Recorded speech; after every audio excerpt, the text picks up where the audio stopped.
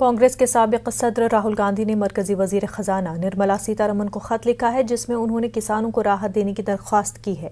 راہل گاندھی نے کہا کہ کسانوں نے جو کم مدت کے لیے قرض لیا ہے اس کی ادائیگی کے لیے دی گئی مہلت کو 31 دسمبر 2021 تک بڑھا دیا جائے۔ راہل گاندھی نے اپنے خط میں مطالبہ کیا ہے کہ قرضوں پر سود معاف کیا جائے کیونکہ کورونا وائرس کی وجہ سے پورے ملک کے کسان سنگین معاشی پریشانیوں سے دوچار ہیں۔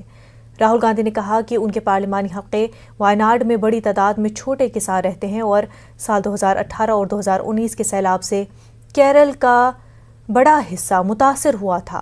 ابھی کسان اس سے نکلا بھی نہیں ہے کہ کورونا وبا سامنے آ گئی جس نے کسانوں کی پریشانیوں میں مزید اضافہ کر دیا۔